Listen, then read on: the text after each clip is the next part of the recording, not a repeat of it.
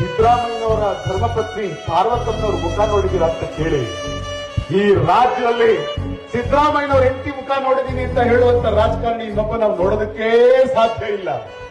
ಯಾಕೆ ಅಂತಂದ್ರೆ ತನ್ನ ಗಂಡ ಮುಖ್ಯಮಂತ್ರಿ ಆಗಿದ್ರು ಕೂಡ ಯಾವತ್ತೂ ಕೂಡ ಹೊರಗಡೆ ಬಂದು ಮುಖ್ಯಮಂತ್ರಿ ಹೆಂಡತಿ ಅಂತ ಹೇಳಿ ದರ್ಪ ತೋರಿಸದೇ ಇರುವಂತ ಸದಾಕಾಲ ಮನೆಯಲ್ಲೇ ನಿಂತ್ಕೊಂಡು ಇವರು ಒಳ್ಳೇದಾಗ್ಲಿ ಅಂತ ದೇವರಿಗೆ ಪೂಜೆ ಸಲ್ಲಿಸುವಂತ ಹೆಣ್ಣು ಮಗಳು ಆಕೆ.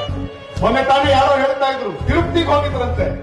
ತಿರುಪತಿಗೆ ಹೋದ್ರೆ ಪಾರ್ವತಮ್ಮನವರು ಜನಸಾಮಾನ್ಯರ ಸಭೆ ಲೈವ್ ಒಳಗಡೆ ಹೋಗಿ ದೇವರ ದರ್ಶನ ಮಾಡ್ಕೊಂಡು ವಾಪಸ್ ಹೋದ್ರಂತೆ. ಕಮಿಟಿಯವರು ಹೇಳ್ತಾರೆ ಕರ್ನಾಟಕದ ಮುಖ್ಯಮಂತ್ರಿ ಅವರ ಹೆಂಡತಿ ಬಂದಿದ್ರಂತೆ, ನಮಗೆ ಗೊತ್ತೇ ಆಗ್ಲಿಲ್ಲ ಸಾರ್. ಚಾಮುಂಡೇಶ್ವರಿ ದೇವಸ್ಥಾನಕ್ಕೆ ಹೋಗ್ತಾರೆ, ನಾವೆಲ್ಲ ಪತ್ರಿಕೆಗಳಲ್ಲಿ ಓದಿದ್ವಿ. ಅವತ್ತು ಪಾರ್ವತಮ್ಮನವರು ಬಂದಿದ್ದಾರೆ, ಸಿದ್ದರಾಮಯ್ಯನವರು ಶ್ರೀಮತಿಯವರು ಬಂದಿದ್ದಾರೆ ಅಂತ ಜನಕ್ಕೆ ಗೊತ್ತೇ ಇಲ್ಲ. ಜನಗಳ ಸಾಲಲ್ಲಿ ನಿಂತು ತಾಯಿ ಚಾಮುಂಡೇಶ್ವರಿಯ ದರ್ಶನ ಪಡೀತಾರೆ. ಇಂಥ ಹೆಣ್ಣು ಮಗಳೊಬ್ಬಳ ಮೇಲೆ, ಇಂಥ ತಾಯಿಯೊಬ್ಬಳ ಮೇಲೆ